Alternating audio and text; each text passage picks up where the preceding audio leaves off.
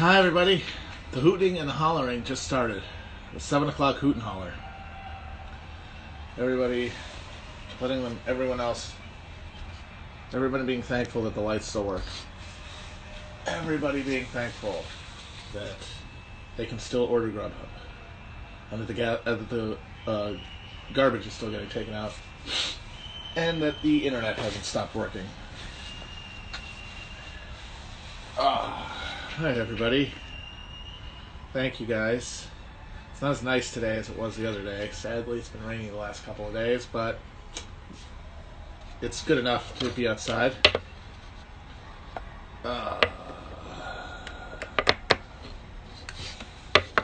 Question already, wow.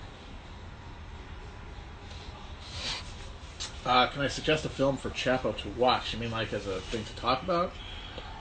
Well, there's a couple that we have in store, and a couple ideas I've had. I think we should probably do one about Southland Tales at some point. We've talked about it a lot, and might as well.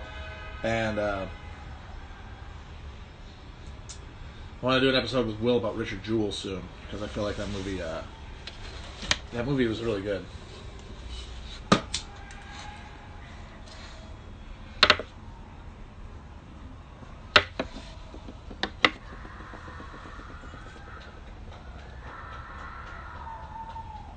Apparently some stuff I said last night was part of Orthodox Sunni thought. Of course it is. I mean, it's a cliche to say this, and it's like it sounds like a coexist bumper sticker, but like all religious traditions start from a fundamental understanding of the same reality.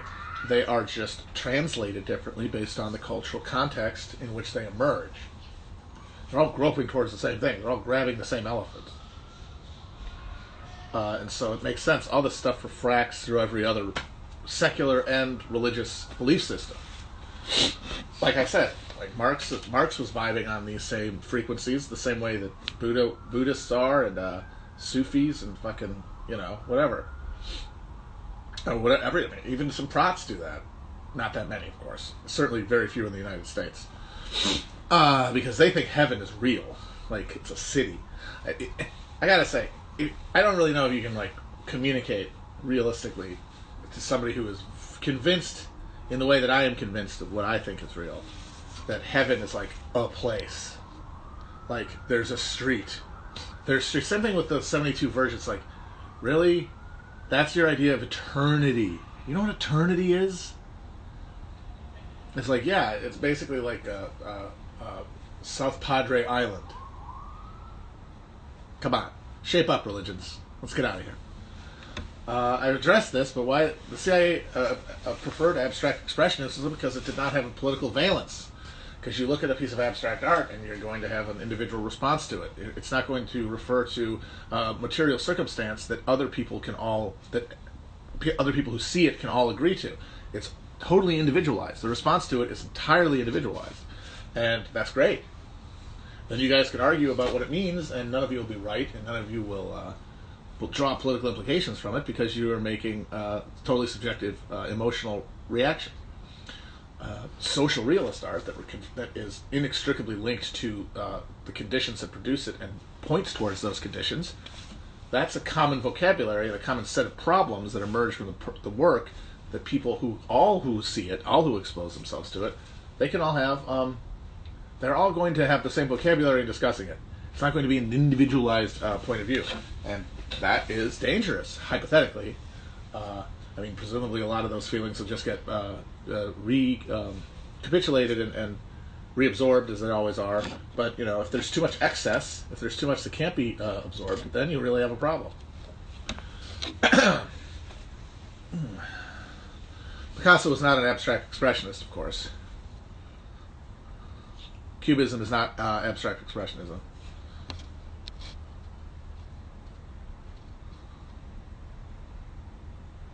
How will they underreport death counts when bodies keep piling up? Well, for one thing, they're already keeping death counts down by not testing people who have died of it, who are suspected to have died of it but died before they were tested, and by calling things like heart attacks and strokes and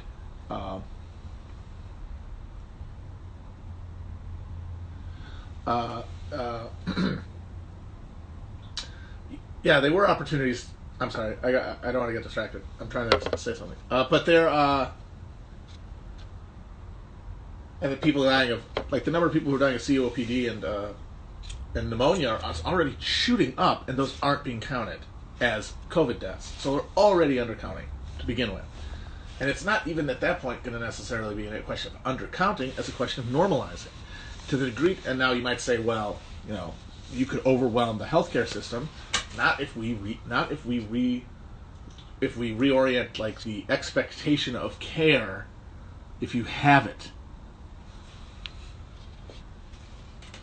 It'll be like, oh, you have it, there just isn't any place for you, or it's full, or it'll be triaged by, like, wait time or ability to pay, and if you can't get the care in time, that will be sad for you and for your family, but it will also be how things are now. The same way that thousands of people getting shot by guns, thousands and thousands of people being killed by cars, tens of thousands of people dying, hundreds of thousands of people dying for lack of health care, people dying from surgical mistakes, people dying from every element of capitalist corner cutting and copper theft, copper wire thievery that has made up the morbidity. Now, look at fucking opiates. Look at how many people are dying of opiate addiction.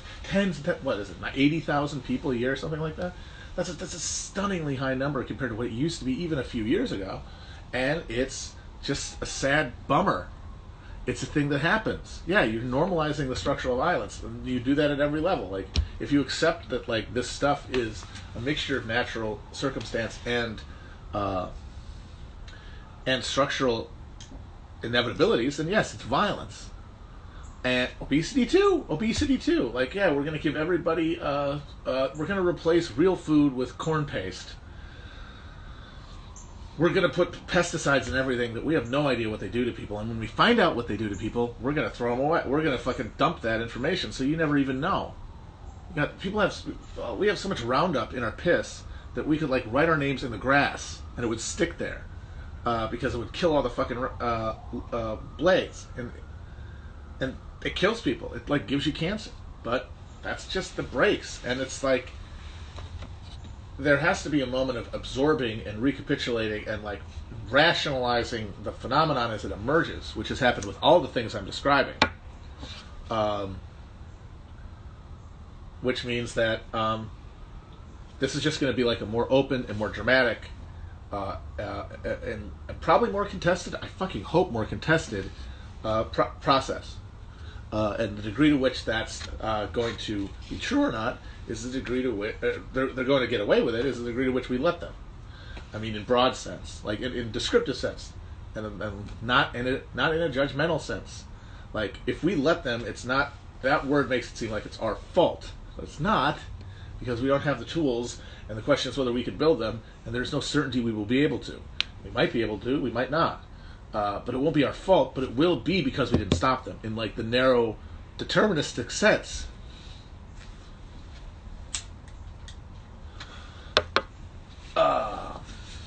But that's what they're going to try to do. Now, that might not happen. Like, one of the big reasons is they're going to open up again. States are saying they're going to open up right now. What if, I mean, people have to work, but people don't have to be consumers. They really don't. They don't have to go to Chili's. Now, a lot of these yokels who show up with the shotguns and the AR-15s in front of the state capitals to shoot someone, I don't even know. That's interesting. The guns at those are really more interesting than the guns at, like, the rallies where they're trying to, like, because the guns at the culture war rallies that have been before this, and these guys are all copying, the guns are there presumably to protect them from the Antifa, right? Antifa. But now, when they were protesting these COVID closings, there's no Antifa. The Antifa kids are all cucks. They're home. They're actually quarantining.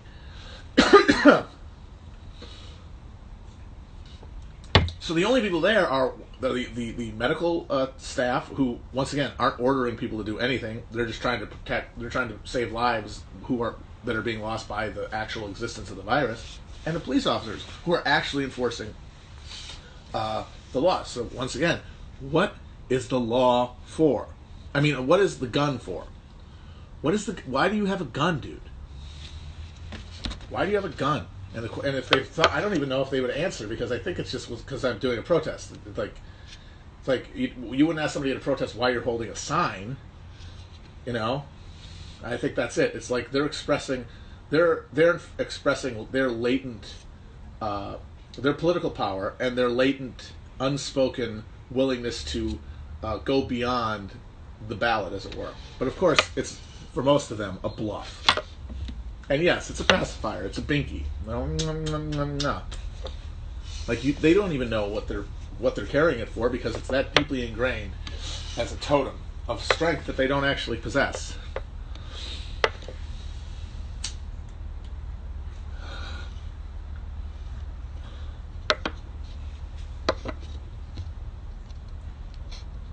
But yeah, and technology is going to be part of it. They're going to track and trace stuff. That's like literally tracing people.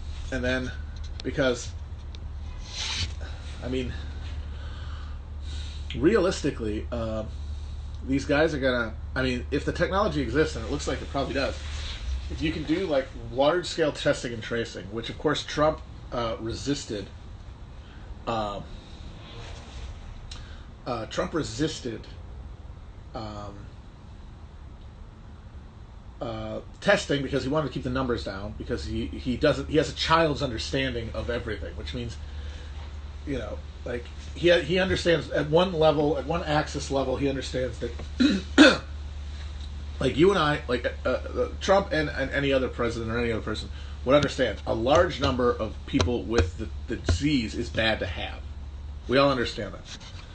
Most people, because that information is connected to a foundation of presumptions that lead to it and have been worked through, know then that if the high number of people with this is bad, then the way to prevent the number from going up is to intervene some way to stop the spread. Trump, he understands the mere idea that a high number is bad, but because he has not done any thinking to get there, and couldn't if he wanted to, I mean, maybe if he really thought, if he really concentrated, he could get there, but it would take him weeks to get to even one, like, banal statement of truth. That's how unreflected his life is. That's how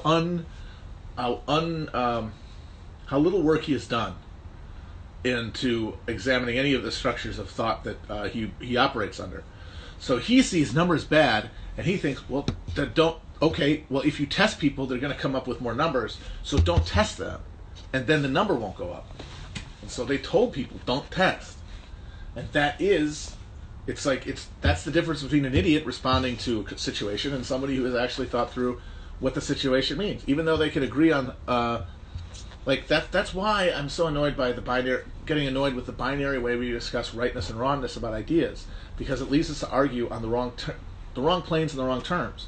Like, big number is bad is something that both Trump and, say, Jay Inslee, or, somebody who is considered a competent response to this, the South Korean president, they all know big number bad, so they're both right about that.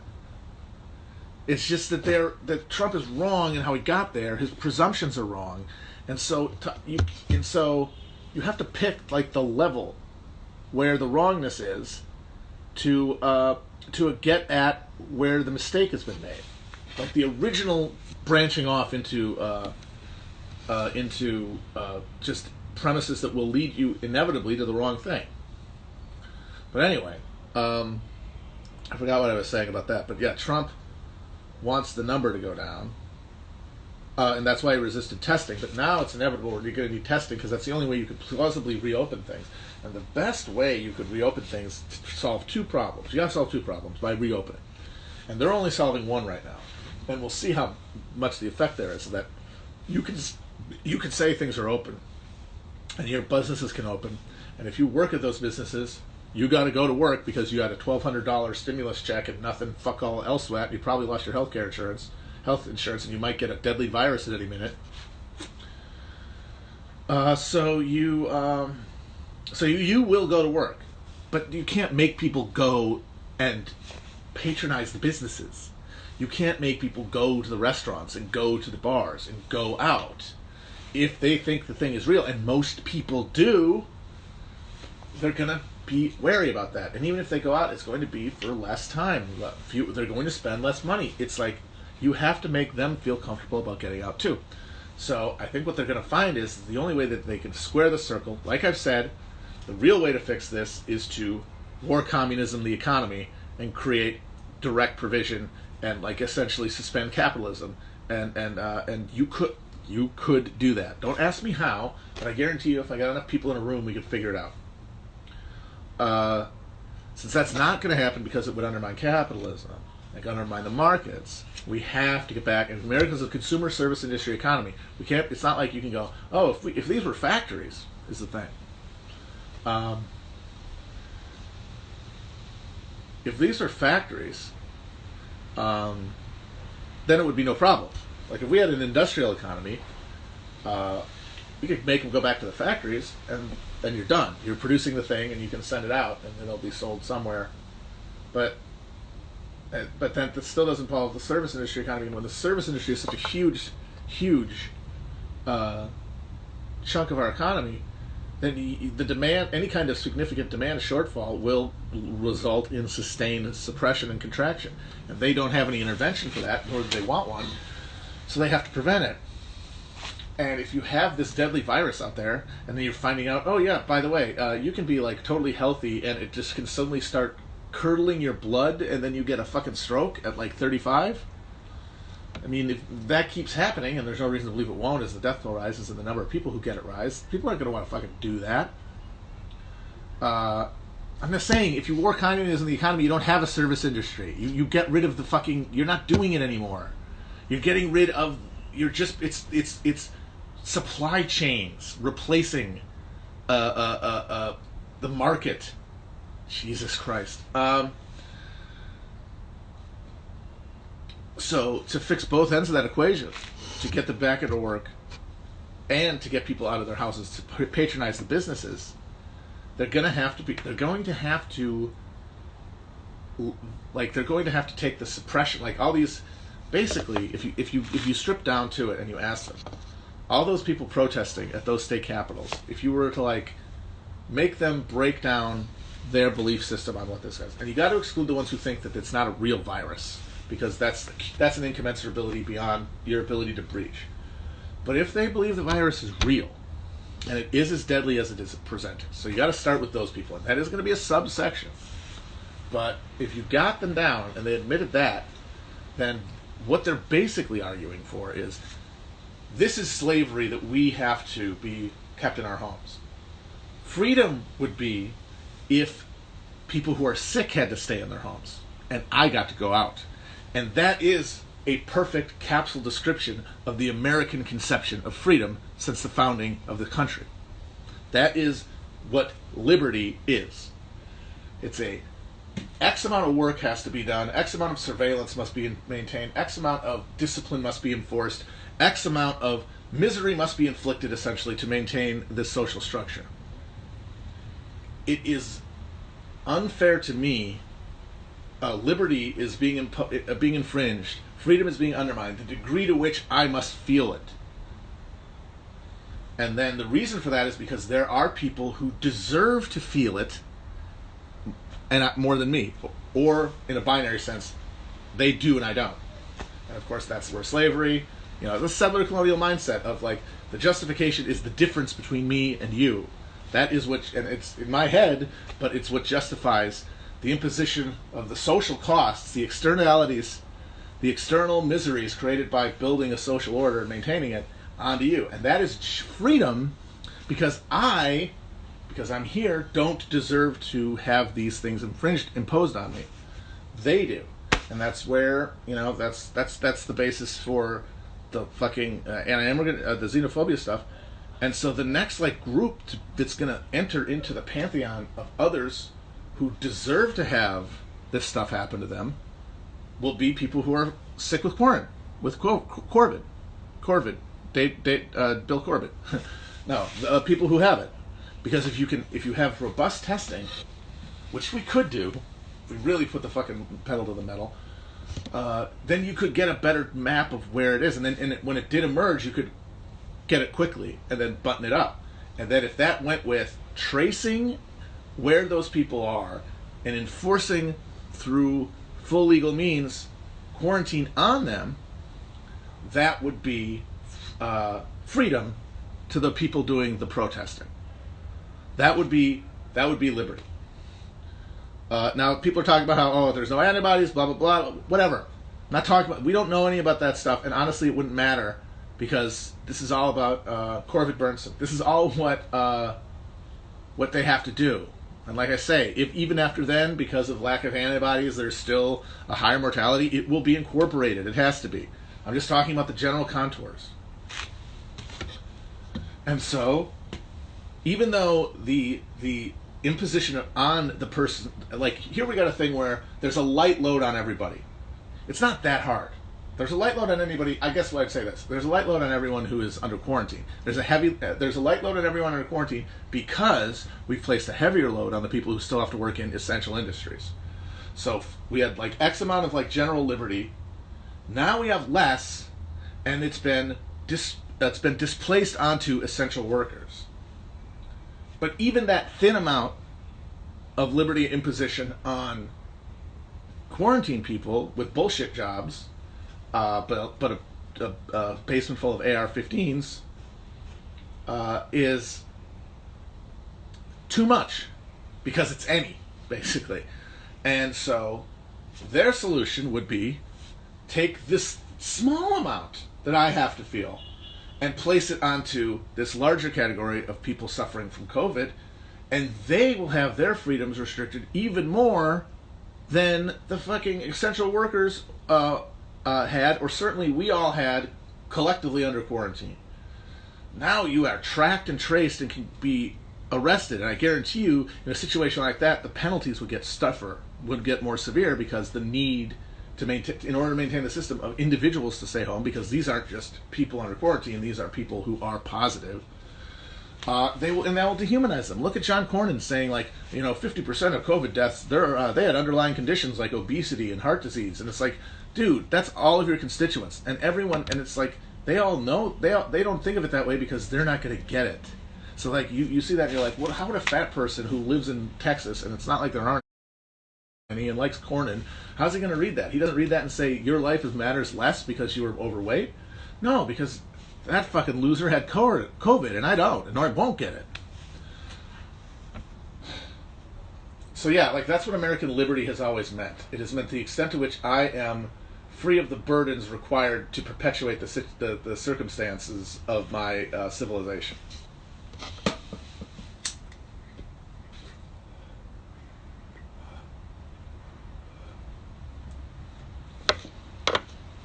And that's why, and that's where these, it's like, I think that very little things are actually hypocritical. I don't think hypocrisy is real, honestly. I feel like either,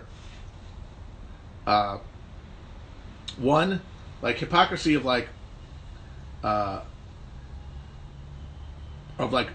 believing in a thing and acting a different way, I don't think that's hypocritical because, as I said, believing a thing doesn't mean anything.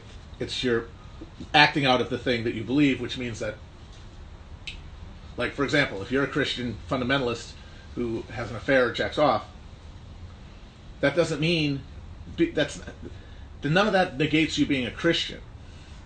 And being a Christian doesn't negate you having jacked off or cheated. So, like, the hypocrisy, I don't think that the idea there, the underlying idea is that, well, if you are this, you'll never do that, and I don't think that that's realistic. Because the doing that is everything. The thinking that is only afterwards. And it's incorporated either way. And in things like this, like these kind of ideas, like these ideological contradictions, like, you got a gun, but you think black police lives matter, it's like, that's not a hypocrisy. Because their definition of liberty is such that liberty is other people who deserve it bearing a burden of policing and authoritarianism and exploitation, because they have it coming in some fundamental way, they brought it about.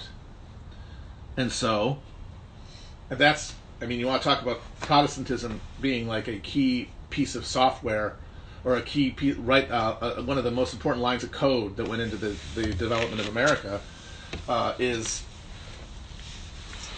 that really one of the only ways to make sense of that is if you believe that that you can know who deserves anything in this world. And of course, it's like racism is an easy way to do it visually because it carries a lot of shit with it. But before you even get to racism, you get to fortune. You get to who's happy, who's successful, who is where they are. If God controls all, then those who are pleased, those who sit in the positions of respect and prosperity, why would God let them be there if He didn't want them there? If they were believers, of course. And it's like, you could argue about how that's not really what was in Calvinism, and it wasn't. But like, in Buddhism, like how many forms of Buddhism have like gods and like demigods? I mean, it's all syncretic. All religion is syncretic.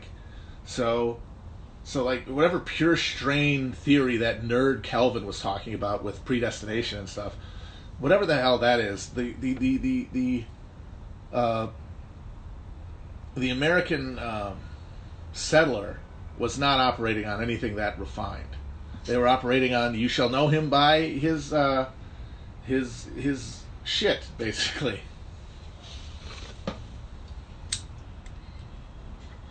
And so that means if you got COVID and I didn't, somebody made that happen. If you're black and I'm white, somebody chose to put the mark of Cain on you, or the mark of Ham on you. So if you live in Guatemala and I live in the United States, and you're the one that gets the death squads that my country pays for,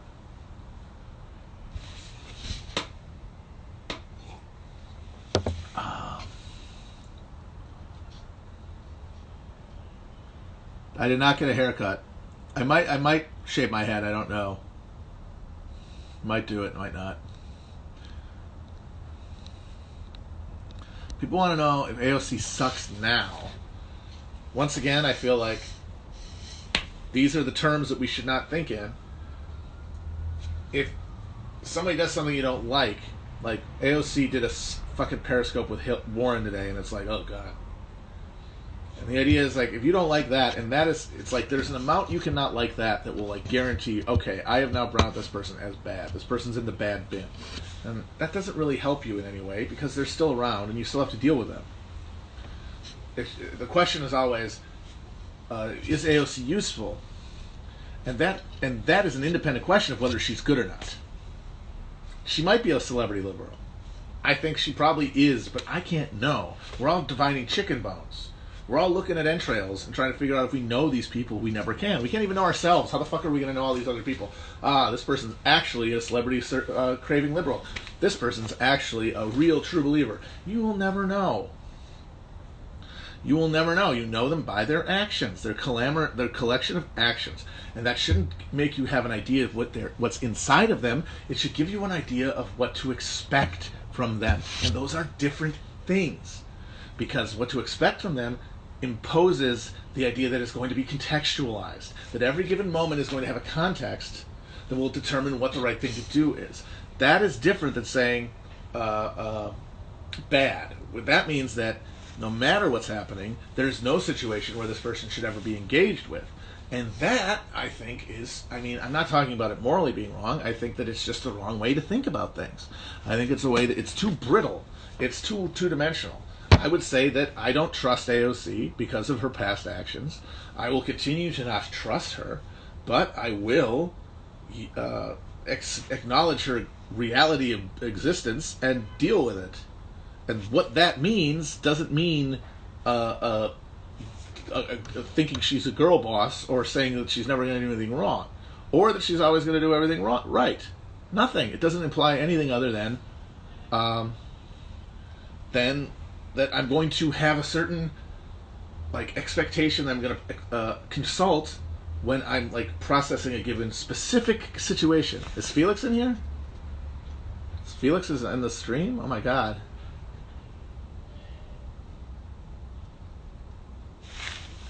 I didn't see that Felix was in here. There he is. He's crying. Say hi. What up, though? Hey, buddy. What's up, buddy? How you doing? Not bad. What's going on? I'm just doing just rapping with the squad. Let me get my earbuds so I can have better audio for this. I'm done with all my tasks for today. I did them all. How Where did the your fuck did I put these? I own like 3 things and I fucking lose them all the time. Oh no. Yeah, I know. They're probably in my coat pocket. You lost your jewel. How All many right. times have you losing your jewel? No, I don't lose my vape anymore because it's like No, it's the jewel, yeah, it's too hefty. yeah, it's like bright orange. Like fucking look at this shit. Oh, that is Perfect. Um like half the time that jewel will be like stuck to your arm or something. well that was the problem with the Juul, and that's like one of the reasons I don't use it anymore. Yeah. Where the fuck did I put this? I like literally just fucking bought these. Oh, I like got them like dude, I went to Dwayne Reed because I needed new headphones. wait a And second here. there was this woman in front of me in line who was like fucking basically screaming at the cashier for not having a mask. And he was like trying to be nice, and he was like, "Yeah, I told them we need masks, and they don't like have clean ones for me." And she was like, "You what? Do you understand? You do that thing that people do with service employees where they're like, oh, you understand? I don't think you understand." And I was like in a bad mood because I was resetting my sleep cycle. Like it was the only reason I was in it. Fucking CVS or Dwayne Reed at 8 a.m. And I just like flipped out. I was like, he already fucking answered you. Like, why are you fucking? Why are you like hectoring this poor guy? And she was like, she's like, 3 of my friends have COVID, and I just lied, and I was like, yeah, mine too. You shouldn't act like that. I just fucking lied. But it's like when someone's like, that's like the worst thing you can do is like just be awful to some fucking minimum wage guy and be like, oh, it's because my friends have COVID. Like, fuck you. She deserved for me to lie to her. Yeah, no, fuck that lady. Yeah. People love screaming at each other to like put masks on and call the cops. Everyone's getting a chance to just get their authoritarian. Yeah. No, they just like, okay, I found them. They were actually at a coffee table. Good place to put them. There we go. No, yeah, they just like, I mean, this is like, no, I'm not like anti-lockdown or anything, but it is like, I think like people are kind of right that it is alarming how quickly people could just use this to like turn on other people or like just like lock it into their pre-existing thing of screaming at service workers and normal people or whatever. Yeah.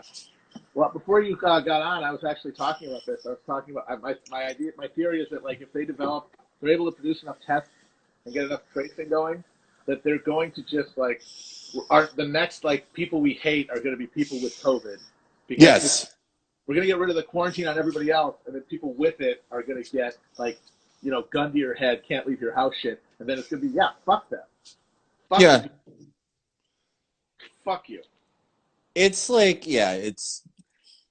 I mean, for a while there, I mean, I'm like stupidly optimistic about some things, and for like the first week or 2 weeks, I was like, yeah, I mean, like more people that I haven't talked to in a while are contacting me, and like people seem to be talking to their families more, and that's nice. And like maybe this will make like a lot of people less awful and insane. And people are still doing that, but I didn't realize how quickly it would just become another awful thing, another thing that you slot pre-existing awful behaviors into.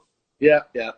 No, that's the thing. Yeah, like changing situations don't really change people. You just apply your pre-existing shittiness to the situation. Yeah, yeah. Mm. Yeah, we assign like mystical qualities to both time and situation as if there are no like overriding characteristics prior to that. We think that time and both trauma are forces that work for us for however we want them. Yeah, like, oh, we're gonna face this together, and it's all gonna. It's like the day everything changed. It's like no, it's the day you were just the same assholes before. That's why that like so like if I've identified like one message of the Biden campaign, it's like when America comes together, it can accomplish anything, and it's like I didn't realize like quite why like that hit me on such like a it grossed me out on such a spiritual level. And I think it was. You remember that story from like 2 weeks back about that like poor fucking woman who she just signed up to work at a grocery store. She was young and she wanted to just like help people during COVID, and she just died, and her last paycheck was for like $9, like something just fucking insulting. And I realized why it irritated me so much. It was because it's like, well, people are coming together, and like a lot of people who are like in very precarious economic spots or whatever, like they're like, yeah, no, I won't go out. I won't fucking do any of this. I will like risk homelessness. I will, or in the most extreme example, like this one, like I will literally risk death and I will die to help people during this. And it's like, no, people are doing that. They just don't get shit for it. Like Right. that it isn't incentivized or rewarded in the slightest. Without PPE. There's a guy like the asshole in Philadelphia who bought the Hanneman Hospital and closed it to make condoms. Yeah. And it's like, hey, can we reopen it? He's like, yeah, for $1 million. Yeah, you don't have to tell like fucking like working class people or whatever, like you have to come together. Like they are, but he's literally just it's. I figured out what he actually means. He means that like his suburban voters can be friends with their Trump voting uncles again. That's it. Yeah, no, that's it. Everybody shakes hands over their barbecue, waving at each other. Everybody gets to stop fighting about Trump after all. Yeah, it's such a fucking unbelievable, cynical, but it's like I think that's like if anything's gonna like turn suburban people out, it's that's what they actually care about.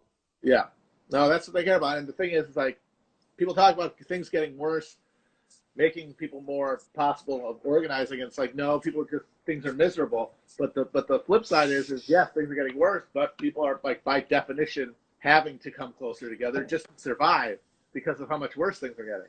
And if there's anything good happens, it's going to be because of that. Yeah, absolutely. I don't know what changes it. Yeah, I have no idea. Yeah, well, we're hoping. I'm just hoping people like rediscover the value of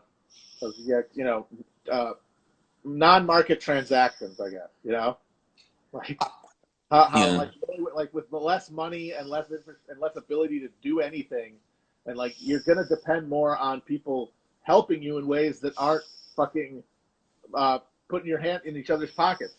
You're gonna actually have to like cooperate. Yeah, and I do want to see, like, I don't want to just be pessimistic. Like, I've seen a lot of that. I've seen, like, I don't know, I've seen a lot of people, like, go out of their way, including, like, people I've never known to really do that. But I don't know. It sucks that, like, the main political message of this year will be, like, let's stop fighting over Trump. Come on, Jack. I think it sucks. It fucking sucks. Oh, God. And now even the phony Me Too feminists have now realized they can't ignore the preponderance of evidence. And so now they're like, yeah, I guess Biden is a rapist, but jeez, that's what can I do? Oh well. That's just you've admitted that you're tired. I think it sucks. It fucking sucks. Oh God. And now even the phony Me Too feminists have now realized they can't ignore the preponderance of evidence.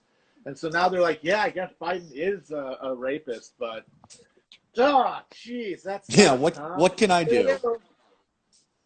Oh well. That's just you've admitted that your entire the thing you claim to be fighting for this whole time means nothing. And now you're supposed to get people to actually engage with this process?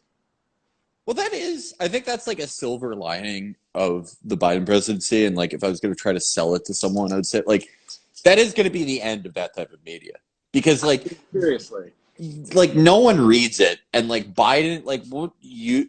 The Biden people don't have any fucking use for that. Like you're Oh, gonna tell, like Biden's not gonna talk about bodies and spaces. he He's will like, never talk about bodies and spaces.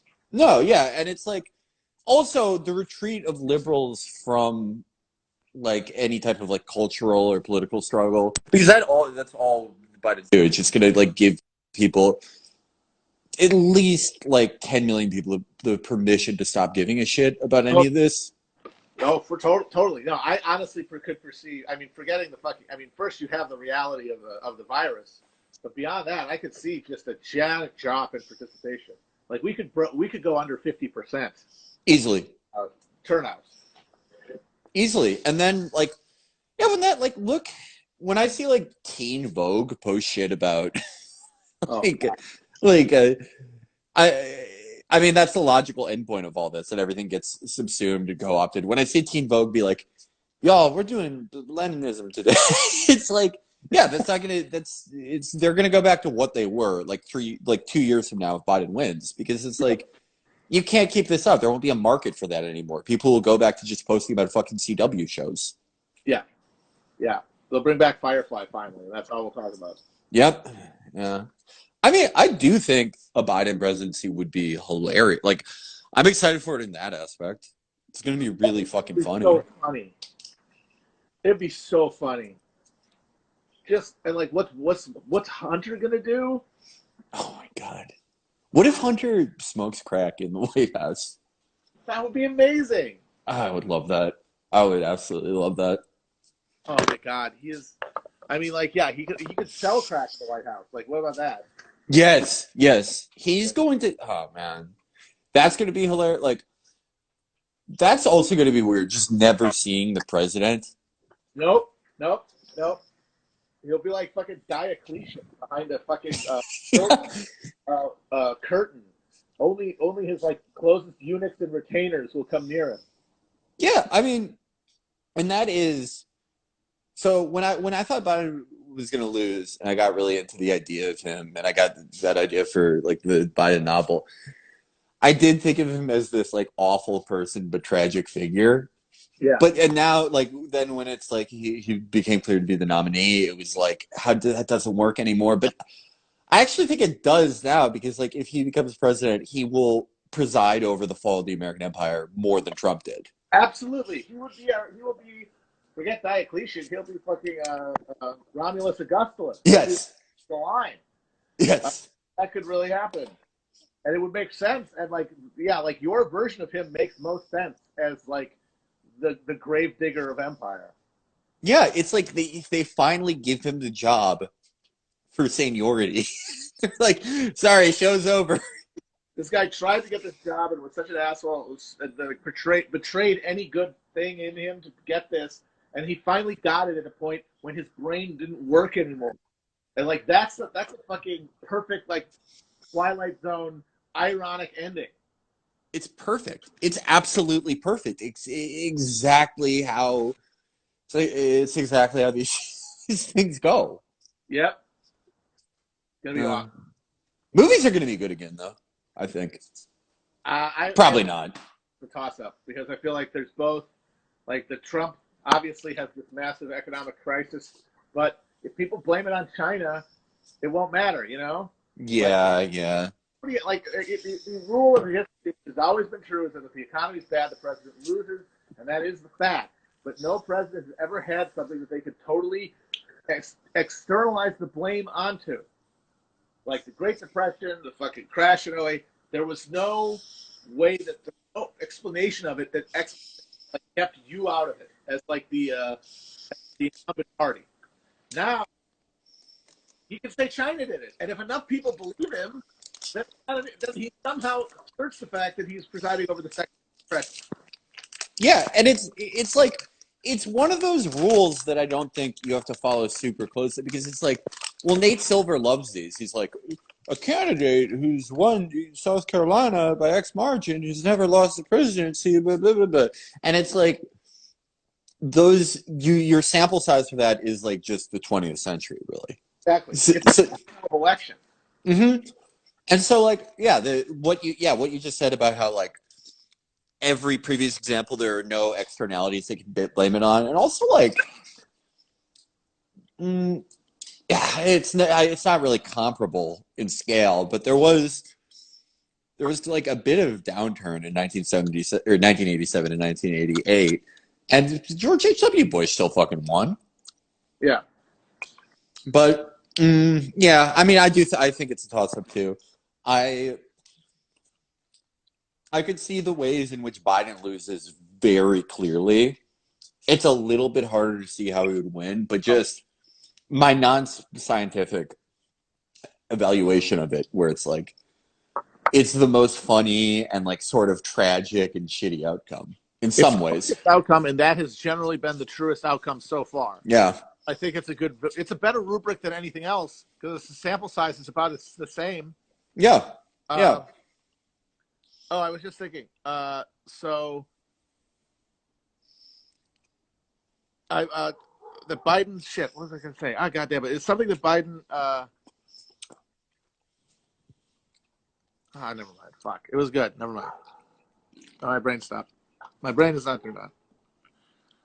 But it's the sample size is so fucking small that you might as well just say the funniest thing should happen, which would be Biden winning. Funniest thing happened with like Brexit and Trump. Those were both like, oh, what if they actually like won? Yeah, exactly. And then holy shit, it happened. Yeah, holy shit, it fucking happened. Brexit was awesome because like it wasn't even supposed to be a referendum, and David Cameron's like, yeah, fine, whatever.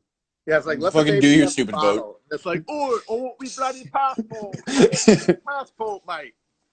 And that country is awesome because they are just like going down the fucking tubes, and they just love it. They love it. They're so happy to finally die with Boris. God. They're like, thank God, let me die. It is like the Boris, like they love Boris in that country, and it sucks. Like their country sucks, and it's like he's a big sticky oaf who like hates all poor people, and they're like, oh, that adorable rogue. It's because they have been bred to worship the most disgusting amongst them. Like that's what monarchy did to them. Like that is in their blood. Yes, and I think, I mean, we're kind of. I mean, I think that's where liberals are at now. Like, oh, God, yeah. I don't think that they're yet in a position to openly love Biden, but I think in like a generation or even like 10 years, like they're working themselves up to it. The worship of the Obama family is like has always been very irksome to me for those reasons. Fantastic. But I just remembered. Fuck. Boris Johnson, Joe Biden, Donald Trump, Joe Biden running for president. Oh, right. The way he could win is if the suburbs have really turned on Trump the way so far have appeared to. Because between the primary and 2018, the suburbs did a real hard swing. And if that's sustained, then it doesn't matter that I do believe that you will see a drop in voter turnout, but it will be made up for the Democrats by a big swing in the suburbs. But how?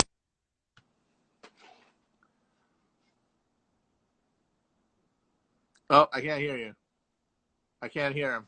Okay. Oh, sorry. No, I was saying, I could definitely see that. Like that's a great example of how it could happen. And like all their messaging and all their models seem to be geared towards that. Yeah. Because like at the end of the day, they do dislike that Trump is rude. They do not like the stuff that his hooting fans like. Like they find it embarrassing. They watch liberal media. They are at SNL, Jimmy Fallon. They are in the stew of cuckdom so much that they do find him embarrassing as president, and then that makes them not trust him, and that makes them think that he's doing a bad job. It makes them more likely to believe that he's dumb and that he did something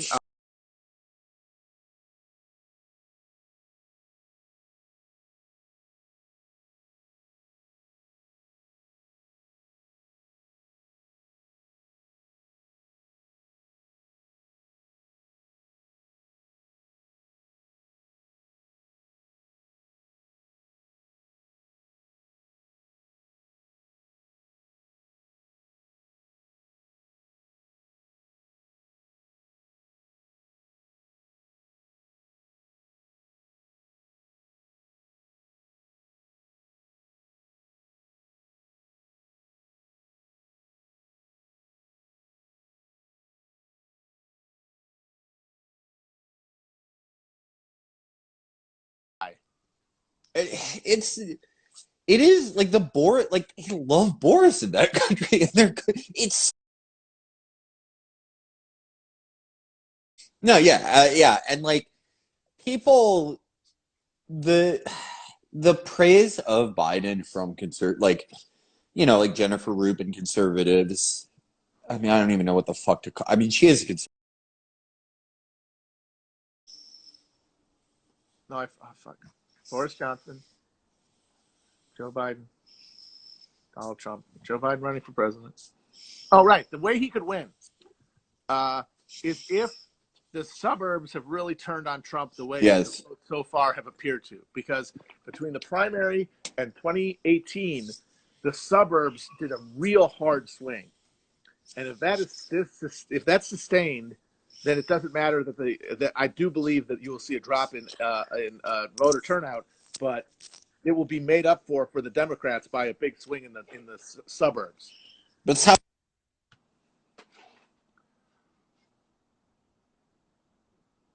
Oh, I can't hear you. I can't hear him. Okay. Oh, sorry. No, I was saying, I could definitely see that. Like that's a great example of how it could happen, and like all their messaging and all their models seem to be geared towards that. Yeah. Because like at the end of the day, they do dislike that Trump is rude. They do not like the stuff that his hooting fans like. Like Yes. they find it embarrassing. They watch liberal media. They are at SNL, Jay Leno, Jimmy Fallon. They are in the stew of cuckdom so much that they do find him embarrassing as president, and then that makes them not trust him, and that makes them think that he's doing a bad job. It makes them more likely to believe that he's dumb and that he did something out of incompetence. And so they are like, this guy, and like Biden is obviously senile, but he is not. He's still a politician in a way they recognize as politicians, and now they realize after 4 years that they actually do care about that. No. Like, Yes. them, and they're like, oh, like deeper than I thought. I actually care about this. No. Yeah. Yeah. And like people, the praise of Biden from like like Jennifer Rubin conservatives. I mean, I don't even know what the fuck to call. I mean, she is a conservative, but I don't even know what you would just call that belief. He's just a liberal monarchist, but it is like there's this mass. Whenever Joe Biden does something that's like it's basically a form where he like wishes condolences or something, they're like, "What if we had a president like this?" And it's like, "Oh, that's what all of this is about." Yeah, it's literally what this is about.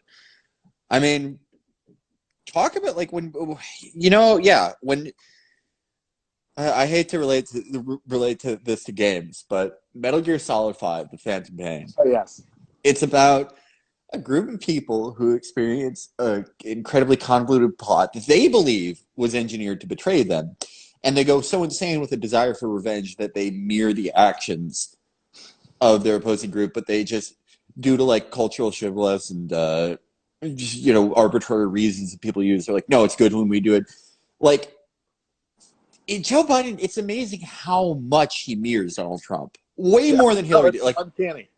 Family self-dealing and crookedness, like sex crimes now, just pompous, like not that smart, trips over his own words, senile, and like a huge history of race baiting in the 70s. And it's like, no, yeah, literally, yeah. None of this mattered. None of the stuff that they tried to hit Trump and the left with, let's be honest, in 2017 with, they never believed in it. They just cared about the few signifiers where they could tell themselves they're not doing Trump shit. But it is, like all things with Joe Biden, even the victory is a tragedy. Yeah, like one of the reasons this feels like the end of things coming is because, like, this does feel like it could be the last president, whoever it is that both Trump and Biden, one of the many ways that they are very, very similar is that they both perfectly embody the content and history coming up to now of their political parties. Yes. Like, Trump is the history of the modern Republican Party. You trace a straight line from Goldwater to Nixon to Reagan. You thread it through George W. Bush, you hook in for some Schwarzenegger, you add some Sarah Palin, and boom, you're at Trump. Like the movement, the creation of like this white suburban base that is totally mediated and creates like a spectacle culture around itself that turns into Fox News and Limbaugh, and turns into a pure moment of agreement, which has to be embodied by a literal performer and famous person. Meanwhile, Biden is he emerges in the moment that the Democratic Party starts turning away from the New Deal in the 70s. He emerges as like the embodiment of the neoliberal turn. So he is the entire last 40 years of the Democratic Party, as neoliberalism has sapped everything of energy and vitality and slowly desiccated and turned into this flailing, wheezing, decrepit old man. And he comes from a perfect place. Delaware, a land without really any characteristics or anything distinct, literally just, it's a tax haven. It's American Switzerland. Absolutely. He comes from the perfect... And I said this in the show we did today, but it bears repeating. You know those like awful, breathless articles in 2016 by the liberal media that were like, Trump is the mirror of America. He's vain and racist. And it's like, so is Biden. Of course he is. He's a guy who sucks at everything, has only made bad choices. Probably a fucking sex creep, and he just gets the job because he showed up the most times, and the right people liked him. That's been everybody in that fucking party is like, it's their turn, except for the upstart Obama, who is sort of like the mirror Trump, just in that he was the guy who manipulated the media enough to like skip the line. But now he's been totally processed into that thing now. Like Obama's now as much of that establishment as any of them. And they're all like just carbon copies of each other. They're just different, like skin, like they've been reskinned. Like Obama has like the Kaepernick skin that like pisses off white suburbanites. And then Biden has like this fake Patty Irish skin that like makes them kind of like him more. Yes. That's it.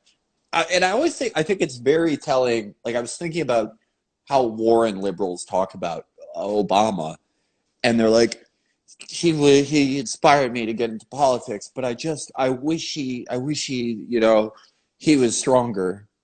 And it's like, no, he's stronger than anyone in that party, but it's not for his beliefs, it's for himself. He is a cutthroat fucker, but for himself. And they the Warren people will never fucking get that. Even though like Warren fought that like the good things she did were fighting that administration, they still don't fucking get it. He's refusing to death. He's like, no, if I'm president, that's like grabbing Excalibur and I'll like live forever. Because no one forgets the president. No. Like as long as he wins and dies in office, he will have achieved immortality. So that could be the last thing he thinks is his fucking brain shuts down. Obama, like, yeah, it really sucks how well Obama is going to make out of it, because like if the empire collapses, people's memory will be like, that was the last great president. He will be the one that people like look back fondly on. He'll be the cult figure. He'll be an icon. There'll be like cults around him. It's like our fallen martyr. It'll be very depressing, even though he's the guy who's more responsible for it than anyone. Yeah, the guy who saw this company coming and was like, let's get Larry Summers on the case. Like, just a complete operator, a complete fucking selfish prick. Yep. And no, yeah, he gets, I mean, this is probably more than he even ever dreamed of. That he gets to be the historical, that's what people think 200 years from now. The last great president. He could have saved the empire. Yeah. God, that sucks. Oh, so tragic. It really fucking sucks. God. Bernie will be like, it'll be some people think of him like a Debs figure. Probably not to, but he'll never get the things he did to fight Obama that kept Obama from executing his worst acts of austerity and cynicism. Yeah. That won't be recorded. They'll just be like, he got a lot of energy in the party. Yeah. Fuck. Kooky ideas. Yeah. But we love it. Remember, like it'll be like Debs or like Upton Sinclair, who ran for governor of California in 1934 on basically like a plan to abolish capitalism to fix the Great Depression. Yep. I'm gonna record a solo on it this week. Oh, that sounds good. Reading a book on it, and that election is just uncannily like that ours. And I think people will remember Sanders similarly as like a goofball who didn't know what he was up against. No, yeah, it's unfortunate. Yeah, I mean, no one. I mean, this is a weird time to think about because I don't think anyone's really going to remember anything from this time.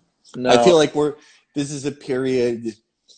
It's probably the most well-recorded 15-year stretch of history ever, and yet, no one will remember really anyone from this time. They'll remember very little art.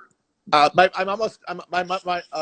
hour's almost up, so I got to get off. But I got to quickly say this: imagine how much will be forgotten because we haven't written anything down. Everything is on servers. What if the servers go down permanently? Yes, that's a good point. This will be, even though it's the most recorded time in history, when the people are trying to figure out what happened in retrospect, there will be huge, huge gaps because it will all have been destroyed. Yes. Yeah. I do want to say, someone in chat said, what is this based on? Who can predict the future? Obviously, no one.